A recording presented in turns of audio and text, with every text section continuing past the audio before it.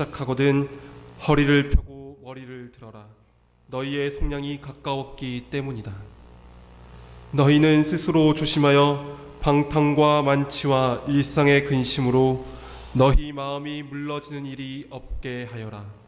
그리고 그날이 너희를 덫처럼 갑자기 덮치지 않게 하여라.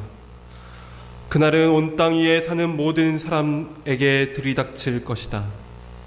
너희는 앞으로 일어날 이 모든 일에서 벗어나 사람의 아들 앞에 설 수 있는 힘을 지니도록 늘 깨어 기도하여라. 주님의 말씀입니다. 그리스도님 찬미합니다.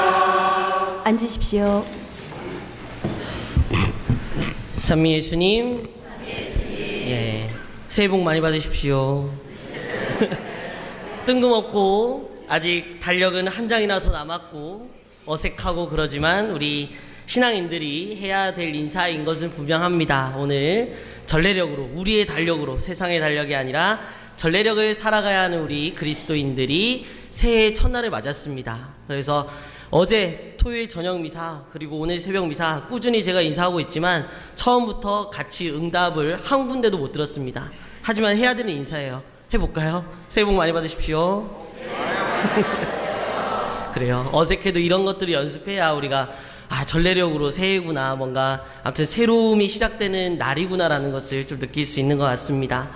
교중미사 주례를 굉장히 오랜만에 합니다. 그래서 주임주님께서 어제 이제 그 4.3 관련 분들과 함께 대만으로 출장을 좀 가셨어요. 그래서 안성철 신부님도 원래 우리 미사를 이제 많이 도와주시는데 안성철 신부님도 지금 육지가 계셔서 제가 어제 서울대에서 공부하는 거 수업도 아주 합법적인 거죠. 이제 미사할 사람이 없으니까. 그래서 원래 끝나면은 원래 항상 주일 새벽 비행기로 내려오는데 어제 4시 비행기로 굉장히 빠르게 내려와서 어제 저녁 미사부터 오늘 모든 미사를 지금 하고 있습니다. 그러니까 저는 그야말로 이제 어떤 신앙인의 관점에서 보면 저는 새해 첫날에 대박을 맞은 거예요. 미사만 6대입니다. 미사만.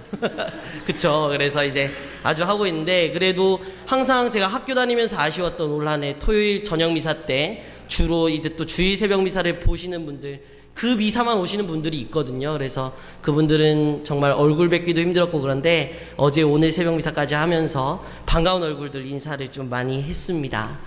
그래서 이제 어제 공항에 좀 일찍 도착했고 4시 비행기인데 한 2시 조금 넘어서 도착을 했어요. 예, 수업이 중간에 나오기가 좀 애매해서 2교시 점심 먹고 수업을 들어간 다음에 바로 출석 체크하고 잠깐 듣다가 이제 나왔거든요. 예, 공항까지 또 서울대에서 1시간이 넘다 보니까 그렇게 나와서 공항에 도착해서 이제 비행기 시간을 기다리면서 강론을 쓰기 위해서 묵상하고 또 이제 생각을 했습니다. 그러다가 지금 내가 비행기를 기다리면서 뭔가를 하고 있고 이 대림시기, 새로운 한 해가 시작되면서 대림시기는 기다림의 시기라고 우리가 말을 하거든요. 그러면서 우리가 하고 있는 기다림들이 어떤 것이 있을까라는 묵상을 좀 해보게 되었습니다. 무엇이 있을까요?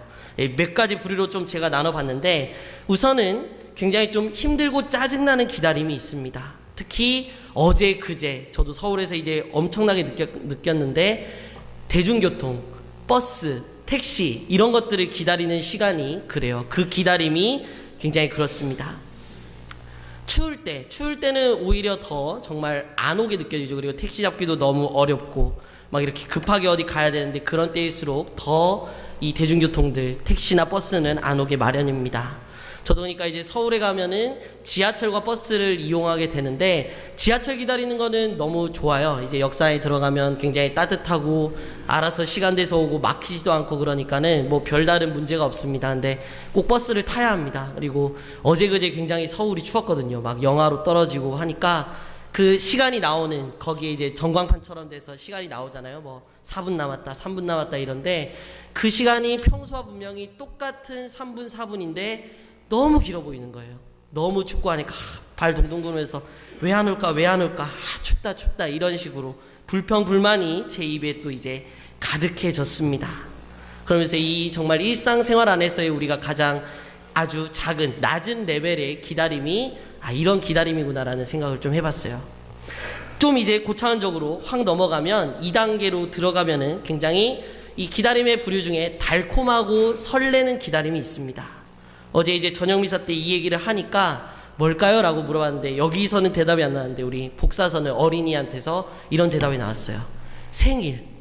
생일을 기다리는 그 기다림. 1년에 한 번 있는. 근데 제가 생각한 거는 그건 아니었지만 그래도 우리 승미가 아주 잘 대답을 해서 제가 내일부터 주일미사 모든 강론 때 대답한 거를 꼭 놓겠다고 했습니다. 그래서 지금 말씀드리는 거예요. 생일도 그렇고 뭐 축일도 그렇고 다 좋은데 이 설렘과 달콤한 기다림, 저는 데이트를 생각했습니다. 데이트 시간, 연인을 기다리는 그 시간이 그러하고, 요즘 또 이제 젊은 층들에서 사귀기 전에, 연애를 시작하기 전에 호감을 서로 가지고 이제 막 이제 뭐 연락하고 그런 것을 뭐라고 하는지 혹시 아세요? 그렇습니다. 썸 탄다 그럽니다. 그 썸을 타는 그 시간에 문자 하나를 주고 문자 하나를 보내고 그 답장을 기다리는 그 시간, 카톡을 하나 보내고 그 답을 기다리는 그 시간이 굉장히 설레고 달달하죠. 달콤합니다. 핸드폰을 손에서 떨쳐내지를 못하고, 그리고 이제 알림음이 울리면 그 어느 때보다도 빠르게 가서 확인하고 굉장히 즐거워합니다. 또 데이트를 기다리는 풋내기 연인, 새롭게 연애를 시작하는 연인도 마찬가지죠. 약속 시간이 아직 한참 남았는데도 굳이 먼저 가서 아주 즐거운 마음으로 먼저 가서 상대를 기다립니다. 어떻게 입고 올까? 어떻게 예쁘게 하고 올까? 또 내 모습은 어떤가? 내 옷차림은 어떻게 보일까? 수없이 확인하고 수없이 고민하면서 그 약속 시간에 올 연인을 기다리는 시간, 그 시간은 설레고 달콤한 기다림의 시간입니다. 세 번째 부류, 세 번째는 숭고하고 거룩한 기다림입니다. 뭘까요? 숭고하고 거룩한 기다림. 저는 이것을 예비 엄마, 예비 아빠, 임산부의 그 어떤 아기를 기다리는 그 시간에 비유를 하고 싶습니다. 상상만 해봤지 현실로 다가올 것 같지 않았던 임신 소식을 듣게 된 이 초보 부부, 예비 부부가, 이 엄마 아빠, 예비 엄마 아빠가 기쁨에 빠짐과 동시에 양 어깨에 아주 무거운 짐을 얹어놓은 듯한 그런 막중한 책임감, 그리고 말로 설명할 수 없는 그 무언가를 느끼게 되죠.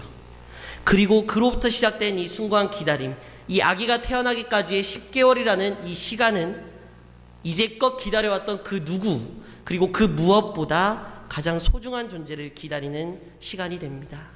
매일매일 한 달, 두 달이 시간이 쌓이고 지나가면서 그 숭고하고 거룩한 기다림은 절정을 향해 가게 됩니다. 그리고 마침내 그 기다림의 끝에 새로운 생명체, 신비로운 그 아기를 만나게 될 때 환희와 기쁨이란 것은 사실 저는 상상만 해볼 뿐이에요. 그쵸? 저는 독신으로 살아가는 사람이고 저는 상상만 하지만 우리 여러 그 경험을 하셨던 모든 신자분들, 그리고 앞으로 경험해 보실 많은 분들, 그 감정을 잘 회상해 보면 왜 보좌신부가 앞에서 그 기다림이 숭고하고 거룩하다라고 하는지 분명 여러분들이 더 잘 느끼실 수 있을 겁니다. 이렇게 제가 세 가지 정도로 기다림의 종류를 좀 나눠봤어요. 이 밖에도 수많은 기다림들, 여러 부류의 기다림들이 있죠. 근데 대표적으로 이 세 가지 정도를 나눴습니다. 그런데 인류 역사 안에서 그 무엇에도 또 비교할 수 없는 기다림이 있고, 그 기다림이 우리 앞에 지금 펼쳐지고 있습니다.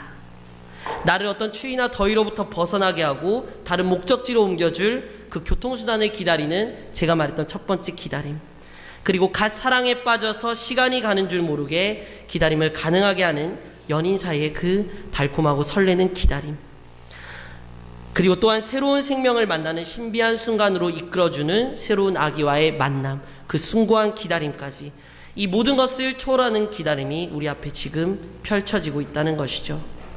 구약의 수많은 예언자들, 구약의 수많은 백성들, 그리고 수많은 왕들은 이 한 분을 기다리면서, 오로지 기다리면서 그들의 평생을 살았습니다. 그리고 마침내 이 땅에 오신 예수님과 동시대를 살았던 그 많은 이들의 축복의 시대가 끝나고 예수님께서 부활 이후 승천하시면서 다시 당신의 자리에 가시게 되면서 우리는 새로운 기다림의 시기를 매년 이렇게 끊임없이 반복하고 있는 것이죠. 하느님 아버지, 오직 한 분만 아시는 그 시간, 그때 다시 빛의 형상으로 오실 예수님을 우리는 꾸준히 기다리고 있습니다. 그리고 오늘 또 새로운 전례력을 시작하는 첫날을 맞으면서 다시 육화의 신비 안에서 이 땅에 오실 아기 예수님, 우리와 같은 몸, 비천한 몸으로 다시 오실 아기 예수님을 기다리면서 그 의식을, 그 전례를 지금 현재 행하고 있는 것이죠. 이 기다림은 그런데 누구에게나 똑같지가 않습니다. 기다림 후에 오는 기쁨이 분명히 있는데 이 기다림이 누군가에게는 분명히 즐겁고 기쁘고 하루하루가 설레는 그런 기다림이 될 수 있습니다. 하지만 또 그 누군가에게는 이 기다림이 지루하고 따분하고 어쩌면 오지 말았으면 하는 기다림이 될 수도 있습니다. 그것은 전적으로 각자의, 저부터 시작해서 우리 여기 모인 신자분들 각자의 준비에 따라서 달라집니다. 이 땅의 죄를 걷어내시기 위해 몸소 비천한 인간의 몸으로 오시는 예수님을 맞이할 준비, 내 몸과 마음을 깨끗이 하고 내 죄를 가져가 주시는 예수님을 맞는 준비를 여러분들은 올해 대림 때는 어떻게 하실 생각이신지, 준비가 나는 어떻게 되고 있는지 생각을 해보셔야 돼요. 그렇게 돼야 이 대림 안의 초가 하나씩 밝혀지면서 우리 마음도 좀 정리되고 이제 아기 예수님을 받아들일 준비가 되었을 때 성탄 성야의 밤 종소리가 울려 퍼지고 아기 예수님을 구유에 모시게 될 때 우리 공동체 모두가 한 사람도 빠짐없이 즐겁게 환호하고 기쁨을 나눌 수 있습니다. 우리 모두가 준비가 잘 돼 있을 때 그럴 수 있어요. 시간이 흐르고 12월 24일 밤이 되면 약 한 달, 4주 정도의 시간이 지나고 성탄 대축일의 밤이 되면 저절로 그 기쁨이 아기 예수님이 오셨다, 하느님이 인간이 되셨다, 이런 기쁨이 우리 각자에게 그냥 시간이 지나서 오는 것이 결코 아니라는 것이죠. 우리의 준비에 따라서 우리가 얼마나 이 아기 예수님을, 이 육하의 신비를 잘 준비하느냐, 기다리느냐에 따라서 성탄 성야의 밤에 우리의 각자의 기쁨의 정도가 분명히 달라질 겁니다. 모두가 함께 기뻐하면 좋겠습니다. 부활을 준비하는 사순시기 때도 비슷한 말씀을 드렸지만 가장 교회의 기둥이 되는 이 두 가지 대축이 예수 부활과 예수 성탄의 대축일 때 그리스도인이라면, 신앙인이라면 같이 기뻐하고 정말 같이 마음으로 환호했으면 하는 게 정말 저의 간절한 생각입니다. 그렇게 되기 위해서는 저절로 시간이 지나서 찾아오는 기쁨이 아니라 우리가 진정 마음 안에서 기쁨을 느끼고 환호할 수 있기 위해서는 같이 깨어서 기도하는 그런 시간이 분명 있어야 합니다. 아기 예수님께서 오시는 그날을 딱 놓고 그날을 준비하고 기다리면서 대리만의 초들을 하나씩 밝히면서 내 마음 안에 불들도 하나씩 밝혀가는 그런 준비의 기간이 되시기를 함께 기도하겠습니다. 잠시 묵상하겠습니다.